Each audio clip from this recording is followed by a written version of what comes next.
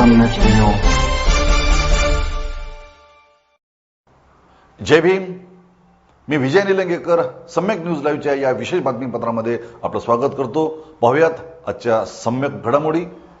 Phoenix multispeciality hospital and critical care centre, Shivajinagar, Nanded.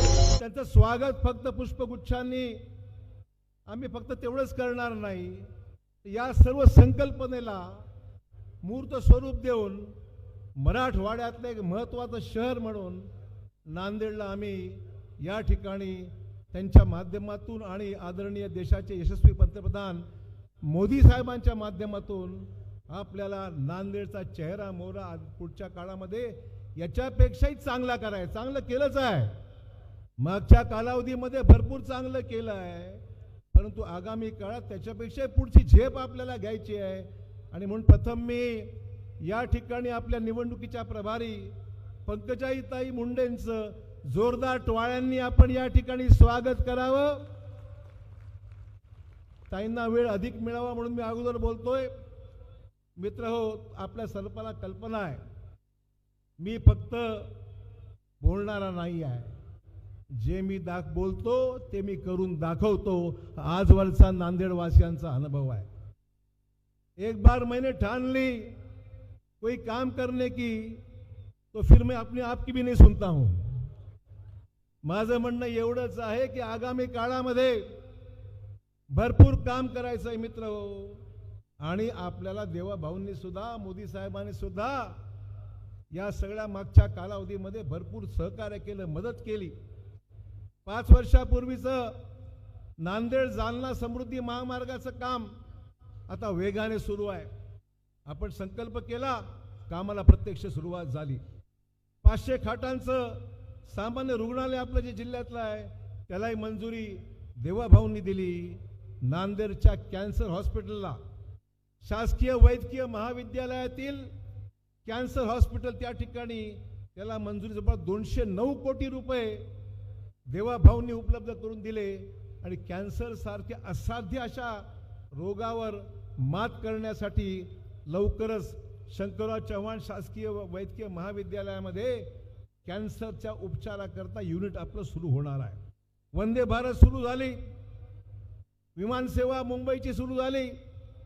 Nanded शहर आज देशातल्या 6 महत्त्वाच्या शहरांना जोडलं गेलेलं आहे। मुंबईला आहे, नुकतीच आम्ही कमिटमेंट दिलं होतं की आम्ही मुंबईची सुरू करू। दिल्ली सुरू आहे, अहमदाबाद सुरू आहे, बँगलोर सुरू आहे, हैदराबाद सुरू आहे, पुणे सुरू आहे। लवकरच अन्य शहरांना सुद्धा एक नांदेडचं विकासाचं हे प्रतीक आहे। पायाभूत सुविधा निर्माण झाल्या, रेल्वे सुविधा निर्माण झाली, विमानसेवा निर्माण झाली, नागरी सुविधा अधिकाधिक मजबूत करण्याचा प्रयत्न आहे। आणि या सगळ्या गोष्टीसाठी मित्रहो, आपण पाहाल कवठ्याच्या परिसरामध्ये न्यायालयाच्या 2 टोले जंग इमारती 300 कोटी रुपये खर्च करून आज त्या ठिकाणी टोले जंग इमारती उभा टाकलेल्या आहेत। ही प्रगती आपल्याला दिसते आहे। तुम्हाला काही भाषण करून आम्ही सांगतो यातला भाग नाही आहे। तुम्ही ही प्रगती पाहताय की काय काय नांदेडला सुरू आहे। नांदेडला आपण राजमाता जिजाऊ सृष्टी आपण उभारलेली आहे। हनुमानगड परिसरामध्ये संत महात्मा बसवेश्वरांचा पुतळा, हरित क्रांतीचे प्रणेते माजी मुख्य वसंतराव नाईकजींचा पुतळा आपण कबूल केला होता आणि ते पण आपण करतोय। आणि अहिल्याबाई होळकरांचा सुद्धा पुतळ्याचं भूमिपूजन नुकतंच झालेलं आहे अमितभाई शांत आपल्या मुख्यमंत्र्यांच्या हस्ते। मला सांगायचं एवढंच आहे मित्रहो, आपण संधी तुम्ही मला दिली, राज्याचा मी खासदार झालो, आमदार झालो, मंत्री झालो, मुख्यमंत्री झालो, या सर्व संधीचा फायदा नांदेडला झुकतं माप द्यायचं काम आम्ही नेहमी केलेलं आहे। याची वेगळं सांगायचं गरज नाहीये मला। आणि त्यामुळे मला फक्त एवढंच सांगायचं आहे, सत्तेमध्ये असताना असो किंवा सत्तेमध्ये नसताना असो, विकसित महाराष्ट्र, विकसित नांदेड, मोदी साहेबांनी अभिवचन दिले या देशाला की 2047 पर्यंत विकसित देश, विकसित भारत। देवाभाऊंनी सांगितलंय विकसित महाराष्ट्र, आणि विकसित महाराष्ट्राबरोबर आता ते सांगणार आहेत विकसित नांदेडची कहाणी। आणि म्हणून मित्र, मला तुम्हाला एवढं सांगायचं आहे आपला जाहीरनामा प्रसिद्ध झालेला आहे. बघा आपण जाहीरनामा, मागच्याही जाहीरनामा पहा. मागच्याही जाहीरनामा मी अन्य पक्षात असताना सुद्धा त्याची पूर्तता केली आणि आजचा जाहीरनामा सुद्धा पुढील 5 वर्षाचा रोडमॅप आपला जो आहे त्याची सांगता आपण त्याची पूर्तता करण्याकरता आपलं सरकार, देवाभाऊंचं सरकार हे यासाठी आपल्याला निश्चित फायदेशीर राहणार आहे, यामध्ये शंका घ्यायचं कारण नाही. विरोधकांचा अजेंडा काय आहे? फक्त शिव्या. मला आश्चर्य वाटतंय, अरे तुम्ही निवडणुकीला उभा, ठीक आहे, आम्ही तक्रार नाही, आमची तक्रार नाही, तुम्ही आमच्या विरोधात टाकलं, आमची तक्रार नाही आहे, पण काय नांदेडला काय देणार? अशोक चव्हाणांना शिवा हाच तुमचा अजेंडा आहे का? नांदेडवासियांना कोणी कोणाला शिव्या देण्यामध्ये स्वारस्य नाही आहे. नांदेडवासियांना कमिटमेंट पाहिजे की पुढील 5 वर्षांमध्ये आमचे सगळे प्रश्न मार्गी लावण्याच्या दृष्टिकोनातून आपल्याला या सगळ्या गोष्टी करण्याकरता आपल्याला लक्ष द्यावं लागणार आहे. मला एवढंच तुम्हाला सांगायचं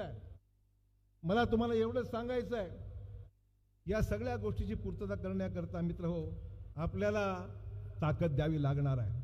आपल्याला फक्त आश्वासनं नाही, आमच्या आश्वासनाची पूर्तता करण्याकरता तुमची ताकद, तुमची एक मिनिट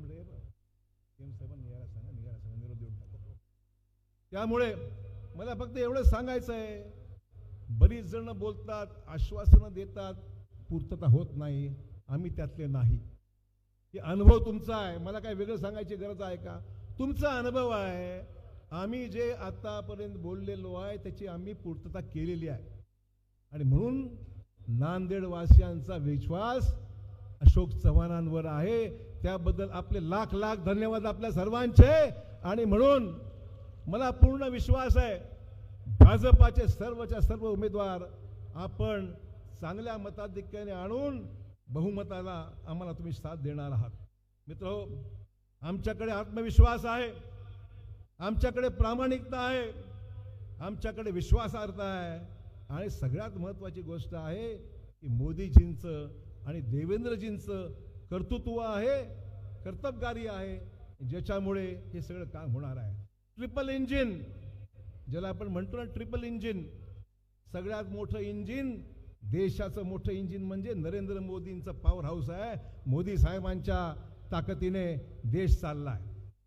महाराष्ट्राचं इंजिन देवाभाऊ, नांदेडचं छोटंसं इंजिन अशोक चव्हाण आहे, असं मी म्हणणं चुकीचं ठरणार. बरोबर आहे की नाही? आणि मग 3 इंजिनने डब्बे खेचले तर आपली गाडी पुढे जाईल की नाही, असा विषय आहे. आणि म्हणून आपल्याला उगाच कोण काहीतरी बोलतंय, काहीतरी सांगतंय, हे आपल्याला नुसतं फसवण्याचं काम आहे. तुम्ही विचारा, तुमचं विकासाचा एजेंडा काय, तुम्ही काय करणार आहात, याच्यावर तुम्ही लक्ष दिलं पाहिजे. मित्र हो, कोणाच्या भूलथापा, लोकांना शिवाय शाप देणं हा काही एजेंडा होऊ शकत नाही. लोकांना उमेदवार मिळाले नाहीत आणि म्हणून शेवटी उमेदवारी मागे घेतल्यानंतर उत्तरमध्ये आघाडी नाही आणि दक्षिणमध्ये आघाडी, असं कसं घडतं? एक पक्षाचे 2 विषय, उत्तरमध्ये आघाडी, दक्षिणमध्ये आघाडी नाही, दक्षिणमध्ये आघाडी, उत्तरमध्ये आघाडी नाही, अशा स्वरूपाची गमतीदार परिस्थिती आज या विरोधी पक्षाची झालेली आहे. आणि त्यामुळे मला एवढं सांगायचं आहे, हे सगळं कशा करता? उमेदवार मिळत नाहीत, माणसं मिळत नाहीत आणि तुम्ही आम्हाला तत्वज्ञान सांगता. आता जालन्याच्या जनतेने ठरवायचं आहे की आता हे कसं काय आपल्याला चालवायचं पुढचं काम. मला एवढंच तुम्हाला सांगायचंय की नांदेड हे फक्त माझं घर नाही, नांदेड जिल्हा माझ्यासाठी फक्त मतदारसंघच नाही, नांदेड ही माझी आस्था आहे, माझी अस्मिता आहे आणि माझा अभिमान आहे. मित्रहो, मला मुद्दाम या ठिकाणी सांगायचा. मित्रहो, आपण एखाद्या लाटेत सुरू झालेलं आमचं राजकारण नाही आहे. हे राजकारण म्हणजे समाजकारण आहे. शंकरराव चव्हाण साहेबांनी 1952 मध्ये या शहराचे पहिले नगराध्यक्ष शंकरराव चव्हाण साहेब होते. तेव्हापासून म्हणजे 73 वर्ष झाली या गोष्टीला. शंकरराव चव्हाण साहेब पहिले नगराध्यक्ष होते नांदेडचे. 73 वर्ष झाले या लोकसेवेला आणि विकासाचं परंपरा आम्ही आजही ती कायम ठेवलेली आहे. आजही आमचं सर्व कुटुंब नांदेडच्या सेवेमध्ये कार्यरत आहे हे सांगायला मला अभिमान आहे मित्र. मला मुद्दाम सांगितलं पाहिजे. नांदेडवासियांनी नेहमी आम्हाला साथ दिली, प्रेम दिलं, सहकार्य दिलं. त्या ऋणातून कधी आमची उतराई आम्ही करू शकत नाही. एवढं प्रचंड प्रेम तुम्ही लोकांनी विश्वास व्यक्त. आज नाही 73 वर्ष शंकरराव चव्हाण साहेबांची कारकीर्द नगराध्यक्ष म्हणून सुरू झाली. त्याला 73 वर्ष पूर्ण होत असताना नांदेडवासियांचा विश्वास आम्ही संपादन केला, प्रेम संपादन केलं. त्याचा परिपाक आपण पाहतो की अशोक चव्हाण आज देवा भाऊंच्या बरोबर आम्ही खांद्याला खांदा लावून काम करत आहोत. मोदीजींचा आशीर्वाद आम्हाला मिळालेला आहे आणि या माध्यमातून, या सत्तेच्या माध्यमातून नांदेडचं भवितव्य आणि भविष्य घडवण्याकरता मित्र मला एवढंच या निमित्ताने सांगायचं आहे की आम्ही तुमच्या ऋणातून कधी उतराई होता येणार नाही. एवढं प्रचंड प्रेम आपण सर्वांनी केलेलं आहे. मला मित्र एवढं सांगायचं आहे, राजकारणामध्ये चढ उतार येत राहतात, चांगले वाईट दिवस येतात, पण आम्ही नांदेडचा विचार कधी सोडला नाही. नांदेडला कधी सोडलं नाही. दिवस कसेही असोत, सत्तेमध्ये असो नसोत, या सगळ्या गोष्टी मित्र हो आम्ही नांदेडवासियांच्यासाठी कधीही दूर झालेलो नाही. नांदेडवासियांचं आमचं नातं हे असं आहे, ये फेविकॉल का मजबूत जोड़ है, फेविकॉल कभी छूटता नहीं, वैसा हमारा नाता नांदेड से है. आणि त्यामुळे ये फेविकॉल का जोड़ है ज्याच्या माध्यमातून नांदेडला आम्ही नांदेडचे नांदेडवासी आमच्या अशा प्रकारचं प्रेमाचं नातं हे या ठिकाणी मुद्दाम आपल्याला नमूद केलं पाहिजे. मित्रहो, आपण आमच्या बाजूने कौल द्याल, चव्हाण कुटुंबावर पुन्हा एकदा विश्वास व्यक्त कराल आणि आपण आमच्या मित्रपक्षातला एक ज्यावेळेस 16 तारखेला निकाल येईल, 16 तारखेला 15ला मतदान आपण भाजपला कराल, कमळावर कराल, यात शंका नाही मला. पण 16 तारखेला ज्यावेळेस निकाल येईल त्यावेळेस विरोधी पक्षातले नेते आमचे एक दुसऱ्याला विचारतील, भाई ये दीवार क्यों नहीं टूटती. आपण पाहिलं असेल, भाई ये दीवार क्यों नहीं टूटती. मैं बताऊंगा ये दीवार हमारी इतनी मजबूत है कि नांदेड़ के विकास में जो अड़ेगा, बीच में आएगा, उसको उखाड़ने की ताकत इस हमारे सीमेंट में है, भाजपा के सीमेंट में है. आणि म्हणून मला एवढंच सांगायचं आहे कि हमारा आपसे प्रेम अटूट है. विकास खेचून आणणं सोपं नाही, विकास खेचून आणणं सोपं नाही, पण गेल्या 30-40 वर्षाच्या अथक प्रयत्नातून नांदेडच्या विकासाला कधी खीळ पडली नाही. नांदेडचा विकास कधी मागे पडला नाही. नांदेडच्या विकासाला मजबूत करण्याचं काम आम्ही कुटुंबियांनीच आणि नांदेडच्या जनतेच्या ताकदीने आम्ही केलेलं आहे. मला मुद्दाम सांगितलं पाहिजे. मित्रहो, आज आपल्यासमोर अनेक प्रश्न आहेत.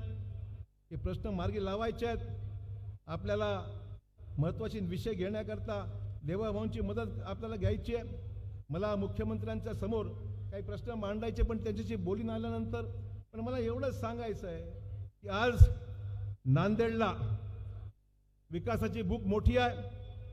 आम्हाला नांदेडला एज्युकेशन हब करायचं आहे, शैक्षणिक हब करायचं आहे आणि मेडिकल हब आणि शैक्षणिक हब मिळून नांदेडला पुढच्या पिढीचा पाया मजबूत करायचा आहे. शिक्षणाची उत्तम सोय, इंजिनिअरिंग कॉलेज, मेडिकल कॉलेज, विद्यापीठ सर्व आहे.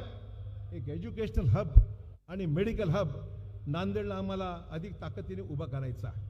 त्याचबरोबर रस्ते, रेल्वे, हवाई सेवेच्या पायाभूत सुविधांसाठी हा जो विस्तार झालेला आहे त्याला देशाच्या नकाशावर एक प्रमुख केंद्र म्हणून नांदेडला आम्हाला ताकदीने उभं करायचं आहे. आता झाले, सुविधा झाल्या, रेल्वे झाल्या, विमानसेवा झाली, रस्ते हायवे झाले गडकरी साहेबांच्या प्रयत्नातून.